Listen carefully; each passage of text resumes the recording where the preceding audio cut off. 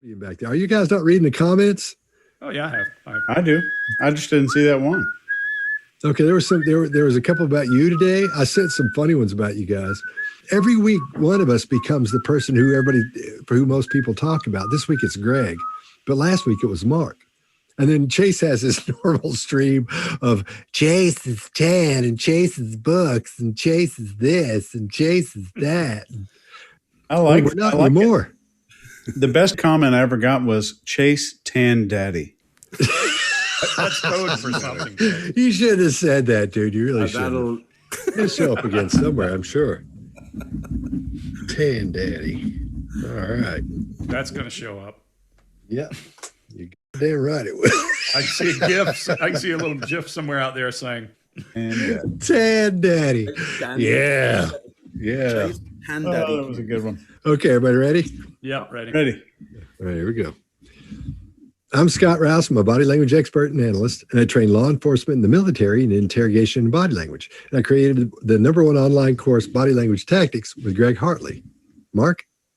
I'm Mark Bogdan. I'm an expert in human behavior and body language. I help people all over the world to stand out, win trust, and gain credibility every time they speak, including some of the leaders of the G7. Chase. I'm Chase Hughes, did 20 years in the U.S. military. I'm a behavior expert, behavior profiling expert. I teach persuasion, influence, and interrogation to government agencies and the general public. And I'm also the proud owner of this new book right here called Understanding Body Language by Scott Rouse. Greg? Thank you, Chase. Greg Hartley. I'm a former Army interrogator, interrogation instructor, resistance to interrogation instructor. I've written 10 books on body language and behavior. I've also put together this course with Scott Rouse, Body Language Tactics, at bodylanguagetactics.com. And I spend most of my time on Wall Street and corporate America. All right. Well, today we're going to talk about two things that we get more requests for. There's a bunch of stuff we get requests for, so we're trying to knock some of those out. And here we're going to kill two birds with one stone. We're going to talk about Michael Jackson and his body language, and the two guys that accused him when they were younger of being abused by Michael Jackson. Now, keep in mind as we go through this, these aren't together.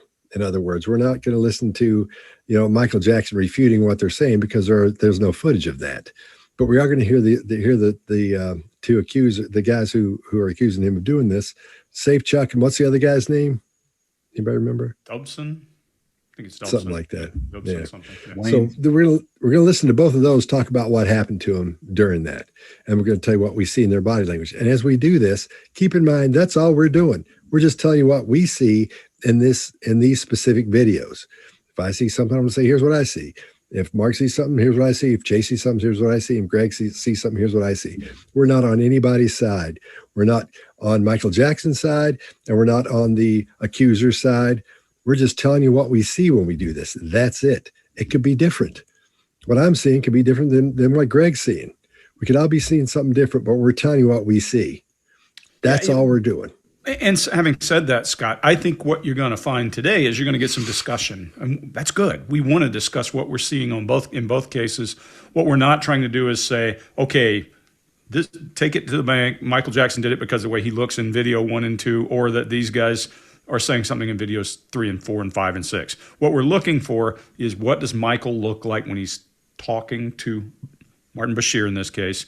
And if we see deception, we'll say, hey, this is a good indicator of deception, and here's your baseline. Now, if you find a video that shows him directly contradicting something, we would love to see that video. We just didn't find a great one. So if you'll put it in the comments, we read the comments and we'll find it. And we'll come back and review it again. We'd love to. Yeah. Or send it to the behavior panel at gmail.com.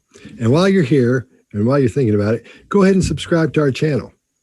And hit that little bell that'll let you know when we have something new come out. And hit the like button too. We're trying to get as many likes as we can get on this one. All right.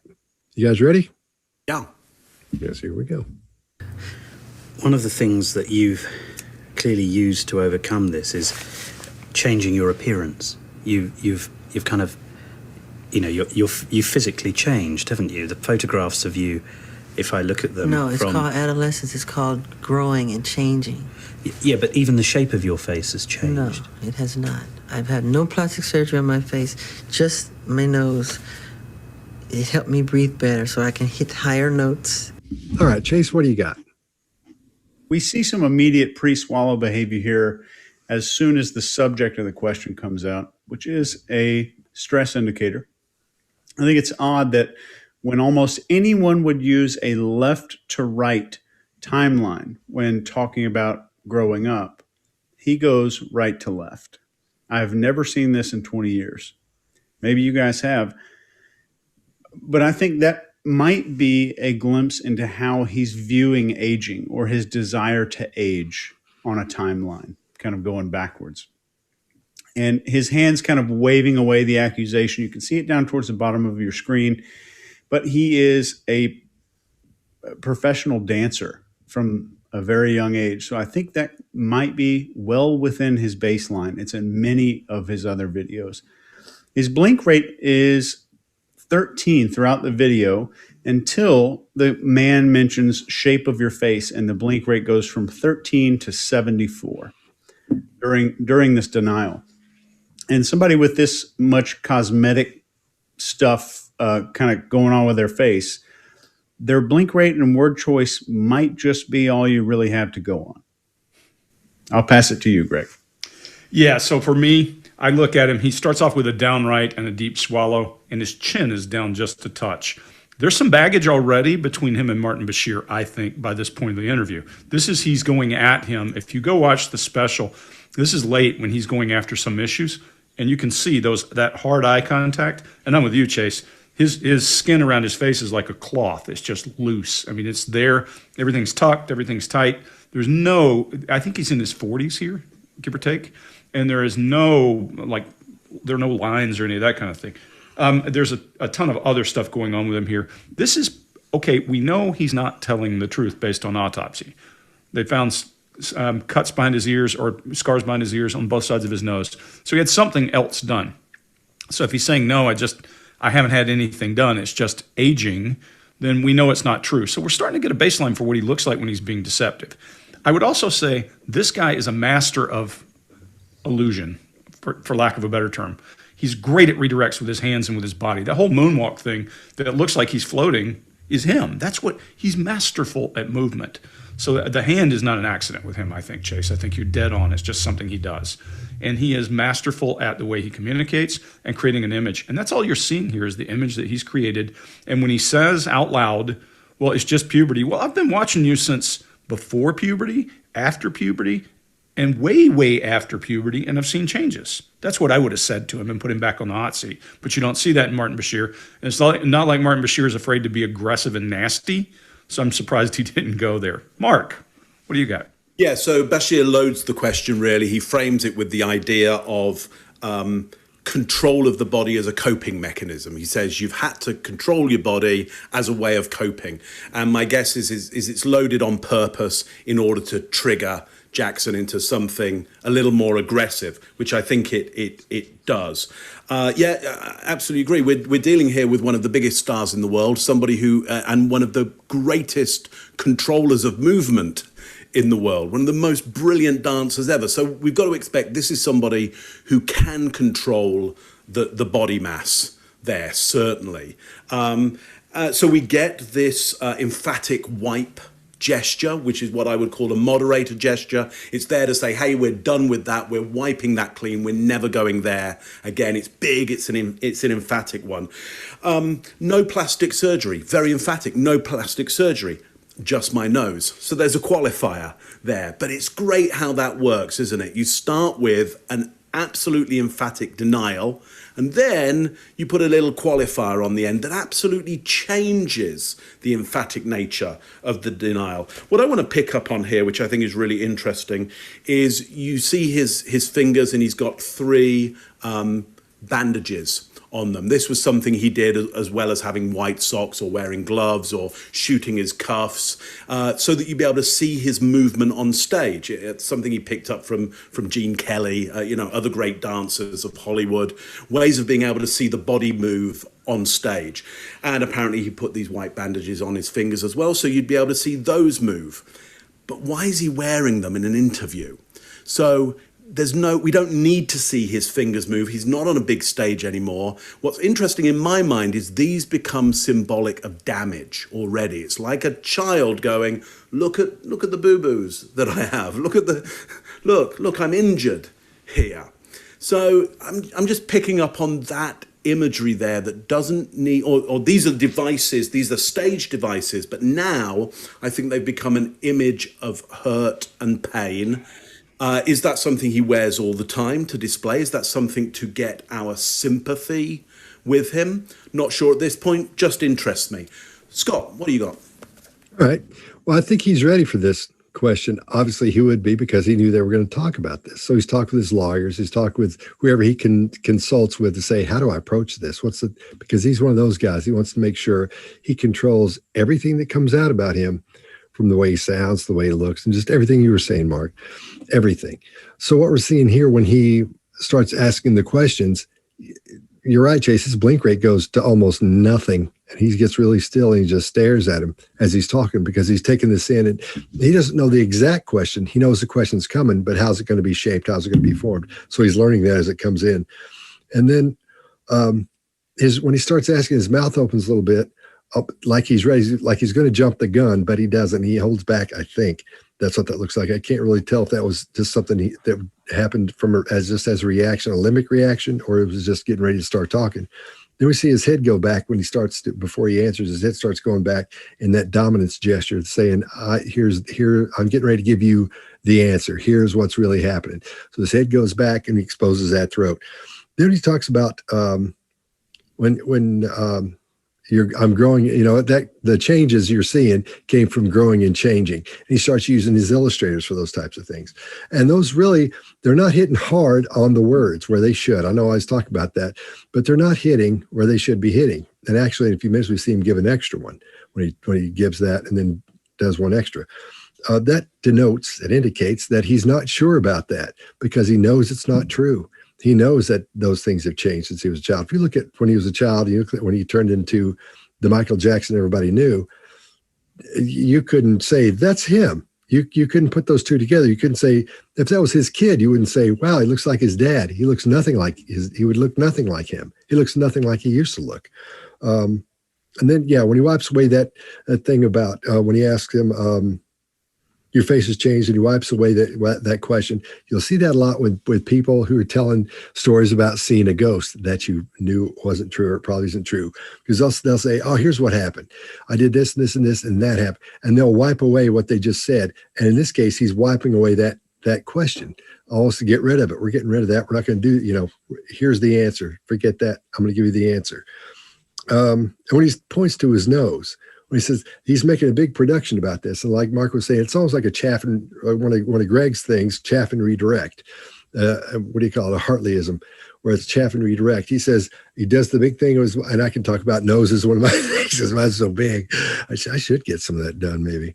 But he points at his nose like in a big way, make a big deal about it, then moves to the other stuff. So this, I would say, is for me, I'm seeing tons of deception here. Tons of deception. And if you'll notice, you'll listen to the volume of things, it's quieter as he goes along. Fading facts is what I was ahead to. And then sometimes we do see his eyebrows go up as he's nodding, and another Hartleyism, requesting approval. So that's that's what I'm seeing in there. So, Yep. One of the things that you've clearly used to overcome this is changing your appearance. You've kind of, you've physically changed, haven't you? The photographs of you, if I look at them. No, it's called adolescence. It's called growing and changing. Yeah, but even the shape of your face has changed. No, it has not. I've had no plastic surgery on my face, just my nose. It helped me breathe better so I can hit higher notes. all right, we good? Yeah, good. All right. But are you, Michael, are you honestly saying that you've only ever had one operation? 2, You've had 2? as I can remember. Yeah, just 2. Mark, what do you got? Yeah, so I think I see distraction here, this 2 that comes in, and it's very big in the screen. Listen, he knows how to perform. He knows what's going to fill up a screen. He knows how to sound in a way that's going to redirect you, disturb you. So he makes a big big impression with that too. And does it sound quite childlike to you? It's quite innocent, isn't it? It's like a 3-year-old, how many fingers am I holding up? 2. It's just beautifully childlike and demonstrative. So that's of interest to me. And then he qualifies it, as I can remember. So, that again completely negates how emphatic he was at the start. There's another emphatic hand wipe gesture to go, look, we're done with that. That's over. Let's move on. That's all I got on that one. Greg, what do you got? Yeah, so I love the fact we're both on the 2-year-old. I always say every person, all of us included, are nothing but 2-year-olds covered in scar and hairs. That's all we are.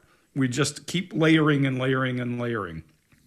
Interestingly, the earlier you get isolation or above the law, and I don't mean literally above the law in this case, but the earlier you get to a point where you don't get the same inputs as other people, the quicker you freeze.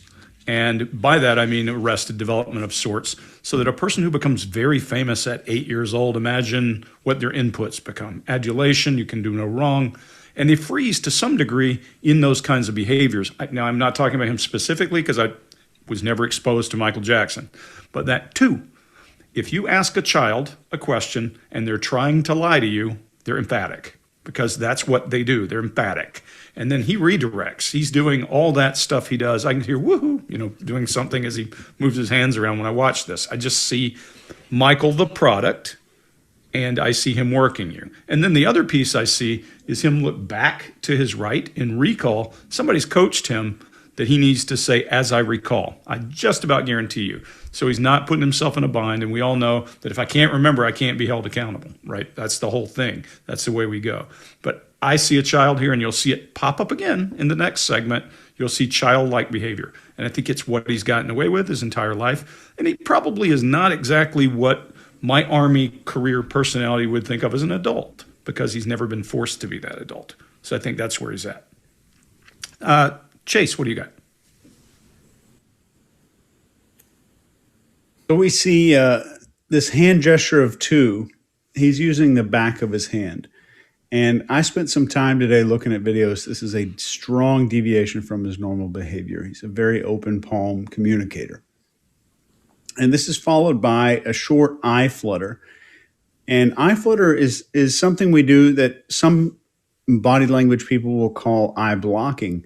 But we also, another reason that humans do this is when our CPU is processing a bunch of information, our eyes will blink a lot.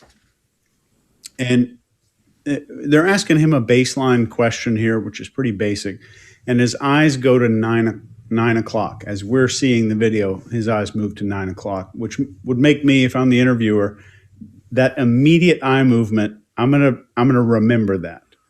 And I'm going to say, I'm going to check this in a few seconds to see if it goes back to this spot again when I'm asking him about the car he drives, where he lives, the street address, what his house looks like, that kind of thing. And that's important. And there's a use of it, what's called an exclusion statement here. As far as I know, as far as I recall, if memory serves, those kinds of things. There's 2 different ways we can judge this on deception. For one, if I'm asking Scott, hey, Scott, does the guy that lives 6 doors down from you make crystal meth in his garage? And Scott goes, well, not to the best of my knowledge. That's not deceptive. But if I ask Scott, are you making crystal meth in your garage? And you go, no, not as far as memory serves. So the way you ask a question determines whether or not those exclusion statements are deceptive or not. And we see the hand wave, the wiping again. And there's some very prominent lip licking behavior right after his answer with some, and this is just a hygienic gesture. And a hygienic gesture is anything designed to improve your appearance. And this is more likely to be deceptive. And his blink rate again goes from 26 to the high 80s. It was too hard to calculate the exact number. Scott, what do you got? Wow. All right. Well, one thing, if you'll listen to this, you hear this little tapping noise. It's him tapping his feet and his hands on his legs. Because when he first comes in and he says, when he gives that gesture of 2, Then you hear him put his hand down his lap and you hear it slapped out like, that's it. That's all you're getting. That's the answer. And that's as far as I'm going. Like it's like 2. That's it. So that's what I'm seeing there. So he's trying. So he knows that's not right. So, but he's trying to put a stop to it before he goes any further. And so those are the adapters you're hearing. His feet tapping in his hands, which denotes he's being nervous. He's getting wound up here. He's getting wired a little bit. And when you ask him if he's had, when he says how many, if he had more than one, he says I've only had 2. You've only had 2 as far as I can remember. I remember every surgery I've had. I've had 3. And I have a story about every one of them. I can tell you something that happened before and something that happened after. If I came to you guys and I said, and I was going to have 2 nose jobs, if I got 1 done, and I said, well, I'm going to go have another nose job. You go, you having another one? I'd be like, yeah, because, I want to get, it needs to be even smaller than that. You guys would talk behind my back. It would be a really big deal. I wouldn't be thinking, and you would say, you don't need it. It'd be a big deal. I would remember that. Well, maybe he's talking about 2 points of entry, nose and behind the ears. It could be. Could be. Who knows? All right. That's what I got. You guys ready? By the way, Scott, if you said you were going to get 2 nose jobs, I would pay for the second one. But are you, Michael, are you honestly saying that you've only ever had 1 operation? 2, You've had 2? as I can remember. Yeah, just 2. All right. Here we go.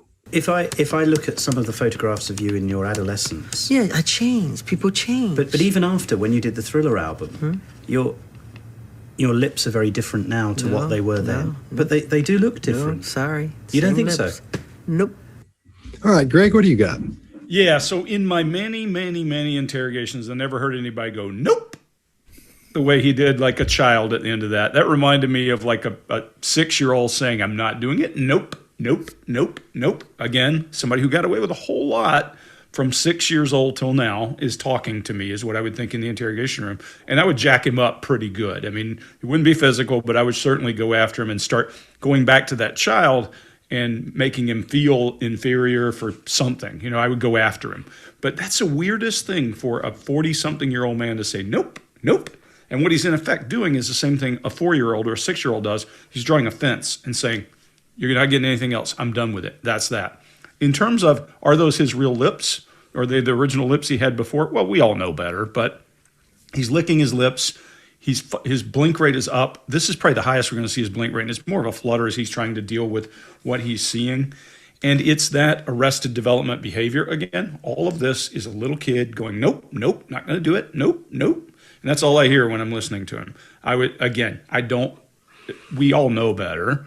We know that it was puberty. Puberty changed me. Okay, well, let's take a picture of you now, 10 years ago, 10 years before that, and 10 years. Have you been in puberty since, like, The Wall? Was that when puberty hit you? And then you've been through a long, drawn-out puberty through The Wall and Thriller, and every one of those things is what he should do. You take apart his story with facts, and we've got a great baseline for lying Michael here. This is good. We know he's lying, so we're seeing what he normally does. Scott, what do you got? All right. I think we're seeing the tension build here because you hear that tapping is going through the roof at this point. And we'll be able to talk about this, Chase, is when he's licking his lips here, that might be a pre-violence thing. When you see somebody, they'll get back, they'll start that sometimes, not every time. So that could be that. That's one thing I can see there. I don't see that as a grooming gesture at that point because he hadn't said lips yet, because he does it before he says lips, almost like he is bringing attention to him. And then, I think he's reaching his point of I've had enough with Bashir. Okay, Mark, what do you got? So to that pre-violence piece, I think we see, ironically, some thinning of the lips, and I think he's truly getting angry, and I think that's the lip licking that we're getting there is something about fight and flight starting to happen, moisture changing in the mouth, those lips thinning. He's getting quite upset, aggressive. I think to the point of Bashir, I think he's playing quite innocent in his line of questioning. He's just going, my point of view, I don't quite get this. This is kind of odd. Playing the innocent in this, which may be even compounding how innocent Jackson is getting. One last thing on this is just the emphatic shaking of the head here. again, it's we always talk about strong positive denial, and so you might go, hey, look, that non-verbal strong positive denial. No, it's too much. It's too much when somebody's shaking their head. 1, 2, that's enough. 1, 2, 3, maybe not one. It doesn't have to be that big, and then nope at the end of it really buttons that one down.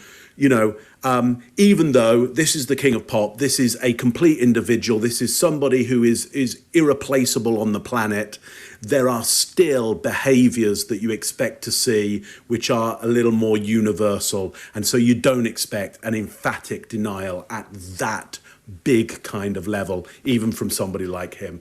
Chase, what do you got?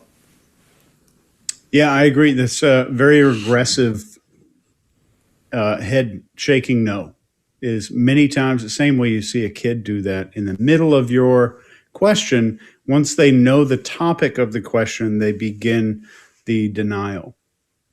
And don't see that very often in adult. If I look at some of the photographs of you in your adolescence, Yeah, I changed. People change. but even after when you did the Thriller album, your lips are very different now to what they were then. But they do look different. No, sorry. You don't Same think lips. so? Nope.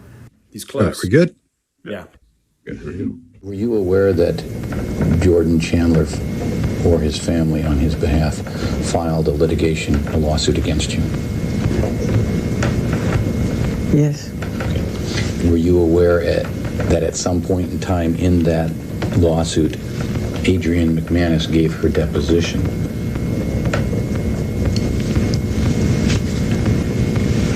I'm not positive.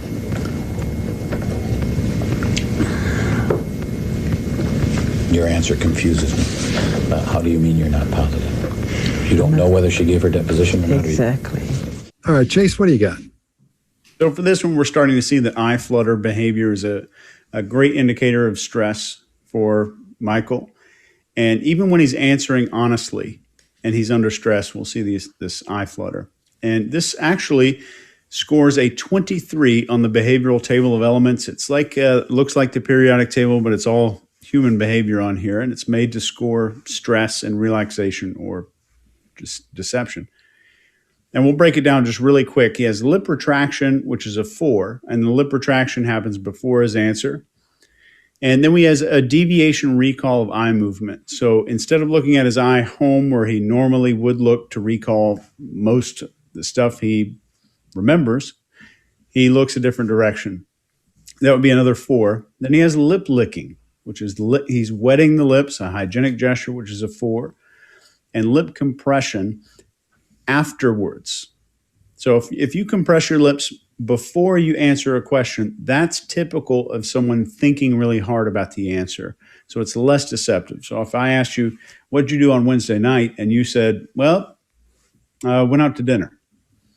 So that's more likely to be truthful. So, but lip compression after your statement or after your answer is still a 4. And then there's some immediate emotional recall eye movement, or it's an internal dialogue or internal conversation after his statement, which is a 3, and a second lip retraction, which means the lips pass the barrier of the teeth, which is a 4, giving him a score of 23. And finally, I'll just say the cardinal sin here, the attorney asks a question and then offers an answer and only allows Michael just to say yes or no, which is one thing when I'm teaching attorneys, you never do that. You always want them to answer as much as possible. You don't want to offer them the answer to the question and then just let them confirm or deny. Greg? Yeah, so the interrogator instructor in me is going to give you what that's called an interrogation. That's called a leading question, yes, no. Any of those that allow you an out, an easy out, did you, will you, have you, are you, all those are bad questions. Questions elicit a narrative response. So you ask a question that's open-ended and they roll off their tongue and people can't shut up. Once they start talking, they leak information with stressors and with illustrators that punctuate what you're thinking. And all of us would sit over and go, aha, that matters, this doesn't, and we'd run right through it. Interestingly, when you ask him the question, you talk about a postural bump, he does what I call target shrinking. Whoop. He goes down into like a little divot, and I think all he does is lean back. But it's interesting, I think, in part because he moves for a living. He moves more than I would if I were in that same chair, because movement's who he is and it's how he's wired. The other interesting piece is when they start to ask him questions and they ask him, is he aware? There's suddenly a rise in adrenaline in him. You can't miss it. You can see the fight or flight and the moving his mouth. And then as he's trying to internalize what they're thinking, if you have kids, you know they do this. You have to teach them not to do it so they don't look stupid when they get to school. And that's when they're writing or coloring. They're doing all this. All mammals, when they're thinking, move their mouth. It's a learned behavior to do away with it. I train horses. When they get a topic, they start moving their mouth. It's just because we are milk drinkers, I suppose. There's something in our wiring that causes us to move our mouth when we're thinking. So you go from there, you watch him, he starts to think, and then when he's asked a question about whether he knew, you see him go up and to his right, and that's the same thing we saw from him when he was coached before. Probably an indicator he's coaching, internalizing, answering the question in a way he's been taught. All that, he's easy to read. You can watch him across the way. You can be a musical genius and not necessarily a genius in other arenas. And he's in not his arena at the moment. So here we go. Mark, what do you got? Yeah, so a breathing rate is right up, double what it should be, I think, at resting. The way I read breathing rate is just to look for that kind of area of a collar, usually a button, something like that, and you'll just see it move. Even in low quality video like this, look at that area and you can see it going up and down. You can read the breathing rate really, really easily. You can, and all you need to do is just breathe along to it and see how you feel. Because how you're feeling is going to be indicative of how he's feeling. There are some things which are very, very similar in every human being. Your levels of oxygen and carbon dioxide are going to have an effect on your endocrine system. That's going to shoot off some neurotransmitters in your brain, and you'll get a feeling immediately around this. Yeah, absolutely, Greg. He goes back in his chair, and it's quite significant, even for somebody who we think would be moving a lot. We see him go very still, and then he moves back. So instantly I go, okay, that's notable, that's significant. I think what happens here to all these points here of being those being yes or no answers is he realizes it's a yes or no answer. And so there isn't a way for him to really obfuscate, get around this in any way. And, you know, he has to go with a yes. And the blink rate goes up massively at that point as well. So he's clearly under pressure. We see the swallow reflex as well. The second time around, he finds a way to obfuscate there. He finds a way around it. And in fact, just as Chase was saying, the lawyer offers him an out. And you see him smile because, you know, a beautiful moment has happened where he's been given the out for free. So yeah, great lesson there in what not to do if you're trying to get info out of people. Don't offer them the out there. So Scott, what do you got? This reminds me of interrogating or interviewing an embezzler, because he's doing all the things that you see during that. When he asks him the question, he begins the question, he freezes, doesn't blink. This is as still as he gets from anything we've seen so far, super still. And then he takes that little pause after he finishes with the question to make sure to line up in his head. He's got the answer ready to go. He knows what the answer is going to be, but he's thinking all that comes with it. Is this what I'm supposed to be saying? Yeah. When we talked about someone who's being deceptive before, we talked about weight. Your brain says it has to do three things. It makes you wait, it has to think up a lie, then deliver the lie. So what he's doing is his brain saying, hang on a minute, let's make sure that's okay. So that's why we're seeing the pause there. As he goes back, that's the classic moving back from being dishonest. He's not, people say, oh, you move back when you tell a lie or you're being deceptive. Happens quite often, doesn't happen every time, but that's what we're seeing here because he's ready, because he knows the answer. Then he scoots back as he starts giving that answer. And we see his eyes flutter. You see those eyebrows go, those eyelids go up and down really, really quickly, because that's bothering him. Because when he says yes, not only is he saying, yes, I know he's accused me of this, in other words, but he's thinking about all those things that went on leading up to that, whether they happened or not. I'm not saying they happened, but I'm saying if something were to happen, that's what you would see. He's thinking about those things that goes through the event, not the details, just the event happening at that point. Then Greg and I do a thing in this thing called the True Crime Workshop, where we have a whole module on realizing the threat. when the investigators are there and they start asking you questions, oh wait, I'm in trouble. They're asking me so all the things, that's what we're seeing here. That's when he swallows, when he realizes this is not good. He knows it's not good anywhere, he wouldn't be there. But that's when we see that big swallow he takes right after that, when he realizes the threat. And again, he freezes. And when that second question comes, that's when his mouth starts going nuts. I mean, he starts chewing on his mouth. We see every kind of mouth indicator or cue you can name. We see it in there. It's just like, it's all of them right there. That's in that little 3-second spot there. He goes nuts with that. That lets me know, or that suggests to me, that he's saying to us with his body language, I'm really nervous. I'm really nervous. And this is really bothering me. Then the guy rephrases the question so he can say yes or no. So so Chase, there you go. That was this is a bad move on his part. Yeah. Hey, one qualifier. I think I said all mammals move their mouth when they're thinking. Not all mammals. Don't know. I've never sampled them all. The ones I deal with do. Humans especially move their mouth when they're thinking, unless they're taught otherwise. Somebody will find that and fact check me, I'm sure. So. Yeah, you'll get that one. That's for dang sure. Okay. Were you aware that Jordan Chandler or his family on his behalf filed a lawsuit against you? Yes. Were you aware that at some point in time in that lawsuit, Adrienne McManus gave her deposition?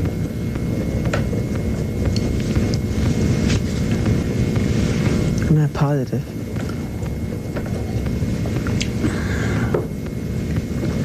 Your answer confuses me. How do you mean you're not positive? You don't know whether she gave her deposition or not? Exactly. We good? Yeah. Sure. One of the ways I remember it starting is, Michael just sort of starting to touch my legs and touch my crotch over my pants. It progressed to him performing oral sex on me, him showing me how to perform oral sex on him. All right, Mark, what do you got? So here's what I got. I got actually quite a lot of downward intonation here. So I talk about intonation quite a bit. You got downward intonation, you got straight intonation, you got upward intonation, just as a generalized model. Downward intonation tends to be more secure, more certain. Upward intonation tends to be a question, and straight intonation tends to be just a fact, a statement. We're getting downward intonation here, so there's certainty. We will get some upward intonation coming here later on, but we get looks for approval when the acts escalate. So there's no looks for approval on just the touching, but when the sexual acts come in, there's more looks for approval and some slight upward intonation on, I think, the word him. That's all I've got on that one. There we go. Chase, what do you got? So there's a distinct shoulder shrug when he says the word, one of the things I remember. We see his shoulder go up. And he says, one of the ways I remember it starting, this statement offers an escape that there could be more, there might be more somewhere else. He also uses and just starting to. So there's a lot of distancing language here. There's some internal conversation instead of recall with his eye movements here, which I think is a pretty strong data point. So if I'm the interviewer, that would be something I need to look into. And he prefaces the action with, the words, And I'm going to keep going through this and explain some stuff here towards the end. All statements have, or a lot of his statements have, an upward tone, eyebrow flash for acceptance. He continues a lot of eye contact during the accusations. So the eye contact goes way up during any kind of accusation of misconduct, and the eye contact is normal and varied during other parts of his stories. And he continues to exhibit, and I will admit, I've never done this much research on a video before. So I spent 2 hours today walking through his baseline, his other interviewers. And he continues to exhibit this exaggerated expression and behavior. It's a slower, more rehearsed speech during all the accusations. And if you watch the tape of this, you'll see a huge difference between when he's speaking about everything else and then his voice changes and he does something called a vocal fry during the stories about the events with Michael, many times in this actual interview tape here. So, why is that maybe not deceptive? Number one, it's a stressful event. Number two, I think a lot of this looking for approval and upward tonality is looking for approval. Can I say this on camera? Can I talk about this in the open? And uptalk, where people finish their sentences with invisible question marks, is kind of a cool thing for people to do. So it's permissive speak has become very popular, and he cuts his hair like an Instagrammer and has this face stuff going on right there. So he's very much into the forward-leaning part of the culture, which is embracing and hugging and celebrating uptalk and uncertainty in speech. Declarative sentences are not cool anymore. Greg? Yeah, so there's a handful of things here that make me wonder, of course. Now, let's also frame this. This is the guy who took the stand to defend Michael Jackson and said nothing ever happened. So, under oath, took the stand, was the star witness. So he's got a reason to feel a little apprehensive as he's now saying something else. So a lot of these things, to your point, Chase, may or may not be deception. This is when you have to take into account what is going on in a person's head. And why we'll tell you, none of this makes us read minds. We would want to poke and ask questions after this. But he has a request for approval and a grief muscle, that little archy muscle right there that pops up when he starts talking about this. I also jumped on one of the ways I remember this starting. That's a long distance. But also, this is a man admitting to having sex with Michael Jackson as a child. Regardless of whether you feel like you did anything wrong or not, there has to be all kinds of emotion and baggage and those things associated with it, considering where he's at in the middle of this documentary. So I'm not going to try to pretend to understand where he's at in his head, because none of us can. Every one of those kinds of things would be different. He does make a lot of eye contact, and he asks a lot for approval. Now, there are lots of reasons you could do that. A victim of sexual assault, a victim of molestation, may be asking for approval to see if you think they're okay as they're telling you this story, or were they part of the problem. So there are lots of reasons for this. I also see some grief as the corners of his mouth turn down when he's telling his story. And this is a relatively young man. He's also awkward in telling the story. So there's a lot of body language here that makes me look at him and go, what's going on in there? But I also have to take into account he could have committed perjury to protect Michael Jackson. He loved Michael Jackson in those days. And I don't mean that in terms of sexual anything. This is a kid who loved Michael Jackson. And then there's all kinds of feelings of guilt we know in people who are sexually molested and that kind of thing. So there's a tremendous amount going on in a person's head. And what I want you to know is you can't use body language to read a person's mind. We need to ask the next question. And that question doesn't get asked here. Mark, what do you got? I've gone. Scott. So, Okay. Scott. All right. Scott, what do you see? All right. Well, in this case, I'm seeing a lot of loping, which is just kind of like going along, telling the story. He seems comfortable with telling this from an uncomfortable space. So he's told this a lot of times. And if I was in the situation and it was explained to you guys, I definitely wouldn't be using the same vernacular in terms and ways of presenting it that he is to her and TV as I would with you guys. So I'm sure he's used another wording for this before, but as he's trying to make it, get it concise and compressed and get it in so his mother can hear it, so people can hear it and understand what happened without being too graphic. That's the part of the uncomfortable stuff I think Chase is talking about seeing there. And part of it, when he shakes his head as he's explaining it, it's not that most people will say, well, he's shaking his head no as he's explaining it, so that means no. That's not what's happening here. As he's going through this, his brain is saying, man, that we shouldn't, so much comes with what he's saying, because like Greg was saying, he's protected this before, and he said, no, it didn't happen. He's going against that. There's a lot going on in there besides just delivering this story, in my opinion. So as he's delivering, he's shaking his head no. He's just his brain's saying, this is embarrassing. I shouldn't have done this part where I told him I shouldn't have, or that it wasn't true. All these things that I said somebody else was lying about that happened to me as well. he's dealing with that. So that's one of the reasons he's shaking his head no. I think he's embarrassed and frustrated at the same time. I think we're seeing a lot of those things come out. When I've dealt with situations like this before and talking to somebody about it, I've seen behavior that looks just like this. And I've told you, given you a couple of examples before, Greg. I've told you about a couple of those, and it's a situation where they're embarrassed and they're telling it. And the story he's telling he's said all this before, but it's been boiled down to a statement, more than a statement, just a few statements to give that person to tell him what happened as it went along. So he's telling what happened as he goes through this without being really graphic. In other words, he's being graphic, but he's not. He's getting right up next to graphic before he starts into that. So that's the uncomfortable thing I think we're seeing in all that. One of the ways I remember it starting is, Michael just sort of starting to touch my legs and touch my crotch over my pants. It progressed to him performing oral sex on me, him showing me how to perform oral sex on him. All right, we're good? Yeah. All right.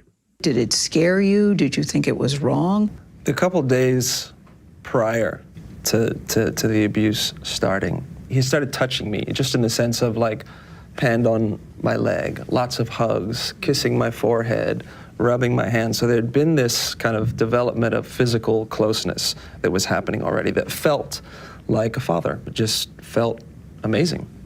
As Michael started doing these sexual acts, he started talking to me about God brought us together. We love each other, and this is how we love each other. We love each other, and this is how we show each other our love. There we go. All right, I'll go first on this one. Again, his illustrators are very demonstrative. They're really big. When someone's not being honest, or let's say they're giving signs of deception, like we saw in the Michael Jackson ones, his illustrators were small. They're only big when he's batting away those things we talked about earlier. These are big he's using, and he's very fluid. He's loping along, telling the story. He does have vocal fry here as well, but I think that's part of his personality in this case. So we're seeing these big demonstrative illustrators, and his voice is staying at a pretty strong tone. There's not a lot of backing off of what he's saying, even though he's talking about something that's really embarrassing. Another thing you'll notice in this is the mirroring of the crossed legs in there between the two guys. They're both, and the way they're sitting, there are two ways you can go in and cross your legs, and you can be the masculine person. You sit down and you give it one of these. So here's what happened, and I'm being a guy. What are we going to do? About all this. Then you've got that Don Draper type where you come in and they do that and they give it one of these. And this is more of an alpha situation where you don't say, what are we going to do? You're like, here's what's going to happen next. And you're the one explaining to what's happening. So in that case, they've taken on that persona of I'm here because it's about me and I'm telling you what's happening, is combined with those things we're talking about a second ago. That's what's given them the confidence to tell these things, or part of that confidence. They're here, or I'm here to tell you what happened. And that's what he's doing, I believe. Again, he's telling what happened in these cases. And I think I'll stop there. Greg, what do you got? Yeah, I usually associate large illustrators with a true story. However, if they're way too demonstrative, I wonder. And, that all this stuff makes me feel uncomfortable. Now, also, I will say, when a person feels guilt or remorse about something, they also can, they'll rehearse and get everything together before they show out there. I don't know this guy's baseline, and shame on me. I should have gone and watched a video. If his hands are normally big talking, then this is real.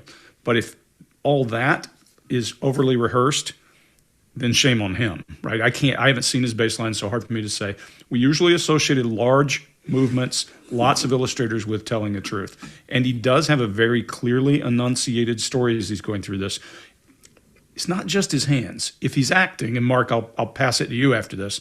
If he's acting, he's doing a pretty damn good job, because his gestures, his hand movements, his illustrators, his face, everything is punctuating at the same time. There's congruency, is the term you would use in body language, in the messaging. If his messaging is this good, I don't know what he does for a living these days, but he should be in advertising if his messaging is this good and he can rehearse and do it. It looks fluid, it looks natural, it looks believable. And other than that, certainly I see a little grief. I see, a little bit of facial muscle movement that may indicate something else. But again, guys, there's a ton of money in this entire thing. I did read that they were not paid to do this show, but Michael Jackson had a ton of money. There was a ton of money tied up in the lawsuit. The lawsuit they got settled out of court with the kid they were talking about, Jordan Chandler, that was for a lot of money. This kid took the stand. Who knows what he got for that? Not saying he did or didn't. But at the end of the day, there's a lot of reasons for this guy to show nervous body language as he's delivering this message. And his message is congruent, face, hands, words, all at the same time. And that's hard to fake, in my opinion. So I'm going to pitch that to the expert on being able to fake it, Mark. Yeah. And Mark, before you start, let me throw this up because I forgot to add this to my thing. The first books I read of yours, you always talked about the truth plane and the passion plane. Yep. And I don't know if you're going to get into this here, but as we go through this, we explain what his hands are doing in the truth plane and the passion plane and the differences in those. Yeah. So Greg, I got the same things written down here, which is clear illustrators, and they're congruent with the story. They're very descriptive. So I think some of the kind of big demonstrative nature of it, when he's coming up into passion, which is chest height here, it's because he is energized about the story. We do get descriptions of height, I believe, and stroking the head, and during all of these descriptions of the act, you get downward intonations. So there's a lot of congruency and certainty around the acts that happened. At the start, you see a lovely little gesture down in the truth plane here, which is around navel height, around the couple of days beforehand, and he's saying, I don't know whether it was this day or that day, and he has upward intonation on that. So there's uncertainty about the exact day that he's talking about, and then we get, when he gets into the acts, clear downward intonation and demonstrative gesture, which fits in the rhythm of what he's saying. Then we get onto how he felt around it. So the feeling of a father, and then we get upward intonation. So he's very clear on the acts that happened. He's not so clear about exactly what days before leading up to it they were. And then he has uncertainty around the relationships and the feelings that went on, because then we get the upward intonations around the idea of Father, God. Those are all things that are questionable. What it was said to him, the motives, the relationship is now questionable. I don't think it's questionable for him as to the acts that happened, the physical things that happened. I think you're right. It's pretty tough to falsify such a kind of a coalition of information all at the same time. Yes, you could rehearse it. Doesn't feel rehearsed. Doesn't even feel like good acting. It's just like somebody telling the story as they see it. There's too much variation, too much complexity for that to be a rehearsed piece, in my opinion there. But Chase, what do you got? Yeah, I think there's a lot going on here if you look at this. I went back and I watched him several years ago, all the way up to the videos where he was on Jimmy Kimmel. And he is very demonstrative with this gesture. So that is definitely his baseline. And what I thought was interesting here is his body's completely fluid in speaking about the casual things that took place. When he gets to the abuse, his body closes up. The humerus bone, this bone right here, gets closer to his body. And our body is programmed from who knows how many millions of years of evolution to protect arteries when we get scared. So fear makes our shoulders come up. It makes our neck go like this, and these metaclastoid muscles come out and they jump in front of the carotid artery. We have a brachial artery down here that squeezes in. The shoulders come up to protect the neck. So fear makes our body protect arteries. And we see some of that here towards the end when he's doing this. So he shows more confirmation glances at the end, more eyebrow flashing at the end. There's more upward tone at the end. And there's no more body narration except for small hand movements. So we go from big and they get smaller and smaller towards the end when he's talking about the actual abuse, as he calls it. And I think that this is not, even if I were ignoring the trauma, ignoring everything else, and just going off behavior, this still would not score above a 12 on the behavioral table of elements. This would be a 10.5. Did it scare you? Did you think it was wrong? A couple days prior to the abuse starting, he started touching me, just in the sense of like, hand on my leg, lots of hugs, kissing my forehead, rubbing my hand. So there had been this kind of development of physical closeness that was happening already that felt like a father, but just felt amazing. As Michael started doing these sexual acts, he started talking to me about God brought us together. We love each other, and this is how we love each other. We love each other, and this is how we show each other our love. He said I taught him how to French kiss. And then it moves on to oral sex. But it's Are you frightened or thinking this is weird or wrong? No, it's in the context of a loving, close relationship. All right, Greg, what do you got? So here's a red flag for you. For me, this guy says, you taught me to do X. If you go watch this Bashir documentary, there's a part where Michael Jackson's on the train with a lot of children. And you're going to find him saying to a kid, when a kid says, you'll have to teach me to moonwalk, he goes, you all taught me to moonwalk. Yeah, teach us how to do the moonwalk. Oh, you know how to do the moonwalk. I learned it from you guys. Well, that's an interesting turn of phrase for this guy to know if that didn't happen. And that's a one-off in that video. Now, maybe he said that all the time to kids, but maybe he didn't. Maybe this is it. Other than that, you can see this guy has a lot of requests for approval as he's telling the story, but his illustrators, all of his messaging is toward Gail as he's talking to her, and everything is pushing toward her. I'm not going to spend a lot of time because for me, that phrase makes me want to go and talk to Michael Jackson. Of course, we can't, but and say, what happened? Because I would even use the wording and say, in an interrogation, what we refer to as guilty knowledge or something that other people wouldn't know about, those words, when you start to bring them up in the interview or in the interrogation, then you start to get demonstrative body language coming out of somebody because that's private conversation that occurred. And we have already seen that he doesn't mask all of his body language. So if in fact he did, and that was private language, we would have an end to his psyche and going after him. That's what I got. Scott, what do you got on this one? All right. Mine's going to be pretty short too, because the personality difference in this is where we're seeing that dramatic difference in their illustrators and their approach and their tone and everything in this. Even when his request for approval, what you're talking about, Greg. But he's still loping along. Everything sounds good and clean. He's just not as loud. He's just not as demonstrative as the other guy.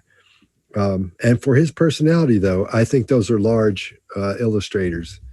In that case, I'm not sure he's one that sits around doing those things like the other guy was doing, but he's using larger illustrators at this point.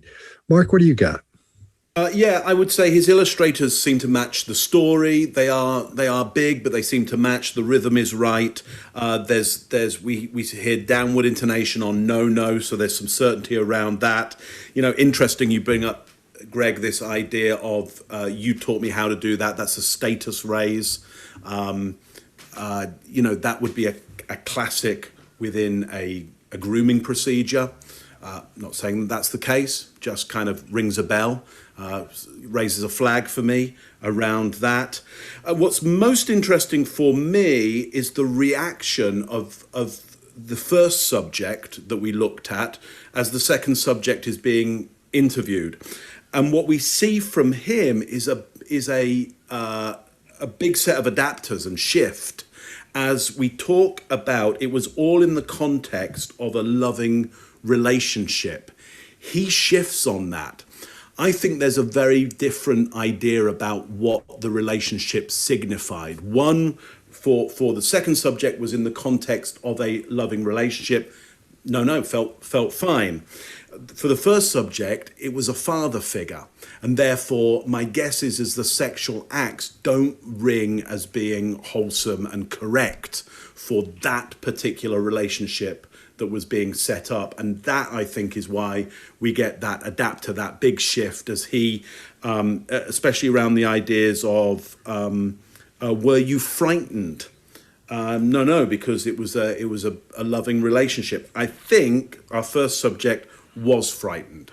It wasn't comfortable for him. So there's more stress, I think, around these ideas for the first subject rather than the second subject there. Chase, what have you got? Yeah, I think this is the most truthful video we've seen so far, or the least deceptive, we could say.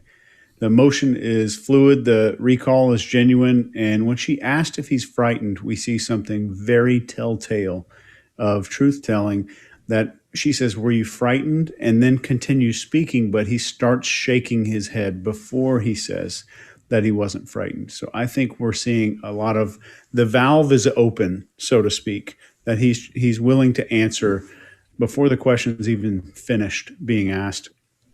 So I think he's very open, very honest. And to your point, Mark, I absolutely agree that he views this in a different way.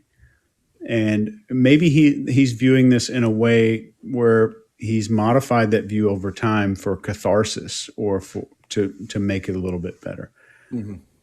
Mm. Yeah, and when you think about, if you think then about, why would have this person committed perjury potentially first time around, it's a father figure. I mean, to be honest, if my dad needs me to lie in court for him, I'm going to lie in court for him. It's gonna happen. So there's some complex relationships in here. Well, and he further says, the first guy further says that, now it's his word against nobody's, but Michael Jackson told him that if they were discovered, their lives would be over and they'd both be in real trouble. So there you go to jail, I think he even said it. Yeah, forever. Yeah. Their life would be over. Mm-hmm. So okay. Strong relationships of love and threat at the same time. Yeah. Complex. Yep. All right.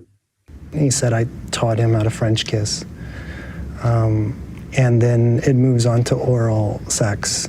But it's Are you frightened or thinking this is weird or wrong? No, it's in the context of a loving, close relationship. Here we go. And there's no alarm bells going off in your head or any thoughts like that. Really, it's just, I love this person and we're trying to make each other happy. He said, I was his first, but even as a kid, you don't even know what that means. So you're lovers and your best friends. All right, Chase, what do you got? We're seeing a continuation with the eyebrow flash for confirmation. I think there's a potential, the camera angle is strange, but I think there's a potential grief muscle there when he's saying, I love this person. If there's not, there's asymmetrical head movement on the forehead. And asymmetrical head movement happens, if you can see this brain back here, natural facial expressions come from right around here. Fake ones come from up here in the top. This one up here has been doing it for a couple 100,000 years. This one down here at the bottom has been doing it for 100 million. This one up here are fake facial expressions, or when they're not real, tend to be asymmetrical because that part of the brain is not extremely exercised in tightening the muscles on both sides of the face equally. So we do see some of that when we're seeing the one phrase, I love this person. So there's one thing in the video. I think the final part when he said lovers and best friends was cut and spliced in, and it was not part of this answer, so I'm completely ignoring it. Greg, what do you got? Yeah, same thing. I call this the organ of communication or connection, right? Your forehead. We constantly use our forehead. We use our forehead to signal recognition. We use our forehead to signal grief unintentionally. We ask for approval. We use our forehead in all kinds of ways. I browbeat you. And you can see he's trying to make connection with the interviewer, with Gail, and his brow is constantly moving as he's asking the question and talking. But I don't see it as a request for approval like, I'm lying and I want you to believe me. I think it's more of vulnerable, do you believe me? Do you trust me? Are you judging me? Kind of a look. When the brow is constantly moving and his messaging is almost like he's asking for approval. His body's getting smaller. I don't see him as lying. I don't see a lot of signs of deception because I look for messaging to all tie together. Again, his story is moving along, what he's saying. While it might seem awkward to us for him to say we were in a loving relationship kind of a thing, for him at that time, whatever he was told is what his brain is saying, or whatever he recalls being told is what his brain is saying. If he's lying, he's got his rhythm down, all of his body language and his gestures there, and he's asking for approval like a child who would have been in the wrong kind of relationship by no fault of his own might do. Because, guys, this is how we have to be careful. People ask us this all the time. When you're asking and interrogating people, if you're interviewing somebody who has been the victim of a crime, it's really easy to confuse their lack of thorough facts with deception, because the way our brain works is under duress, like the first guy may have been. We don't lay down the same kind of memories we do when we are relaxed. And, you know, a child, somebody who has gone through this, they're going to have memories of things and sketchy pieces. And it's very difficult to figure out exactly what's true and what isn't. And so you have to try to remove your own biases in either way, whether it's you believe Michael Jackson did something or you don't. What we're looking at is fluid movement that looks like he's signaling what he's saying. That's mine. Mark. Yeah, thank you. Chase, completely concur there. I love this person, upward inflection on that. So it's more questioning, was that relationship true? I was his first, upward inflection. Again, questioning, there's uncertainty that whether that was true. Odd thing to say to a child, to raise status there around a sexual act. Odd. Uncertainty is cool now, though. Yeah, uncertainty. Yes, yeah, absolutely. Uncertainty is cool. It doesn't, for me, have that that rhythm of the uptalk of the coast of America, or that West Coast uptalk, valley talk. So we do get that certainty on no beforehand. So it's not like he's doing uptalk on everything, which is what I would get with somebody who's doing it for social reasons, to fit in, to say I'm one of the group, listen to my uptalk there. So a good call as well, Chase, on there's a jump cut in there, which means we don't quite know what happens. The reason we know that there's a big jump cut in there is the first subject, we see them go from their hand isn't there to their hand's up here. But the one thing that does give us is we get to see a self-soothing gesture there, which again makes me feel like whatever is being talked about here or before that moment, and again, we don't know because it jump cuts, is he needs to soothe himself around this. I think, again, the relationship to these acts are very different from each subject. They're very different experience, very different idea of the relationship and what would have been right in that relationship. So, Scott, take us home. What do you got? Right. Well, I've seen a couple other interviews with people who have accused him of this as well. And one of the guys said, he also said he was the only one, or he was his first. This is the first one he's been like this with. So that seems to be a common theme throughout that. And with this guy we're looking at now, again, he's fairly comfortable. He's loping, and I mean comfortable as in delivering the story in the state that he's in, because it's probably the state he gets in every time he's doing that. Everything looks the way it should to me.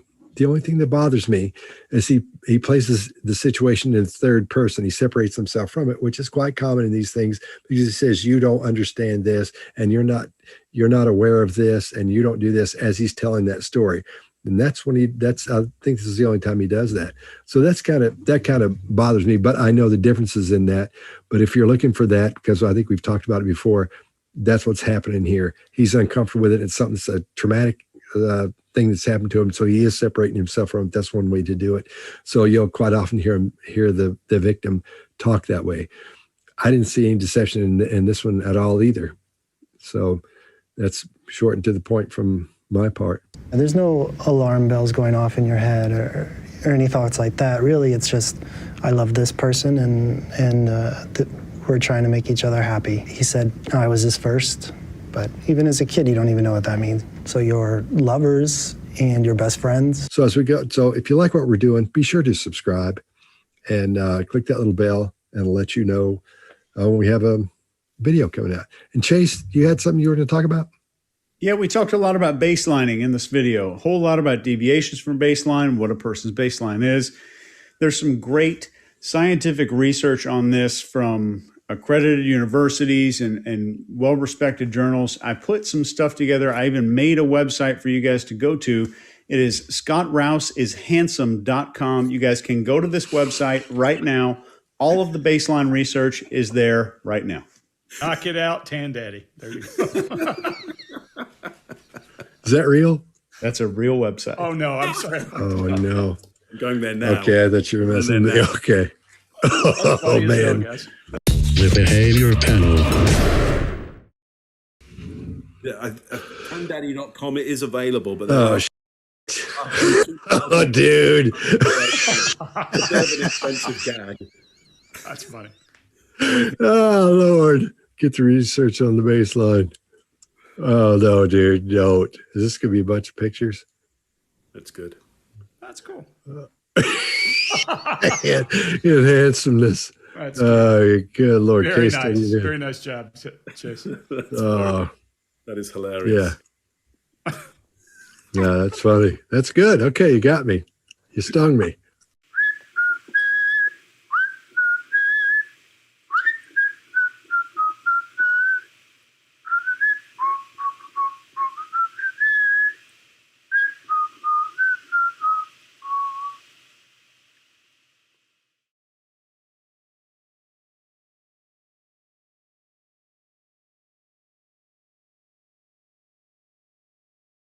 Bị xe nó mang cái sự nó không xịn xịn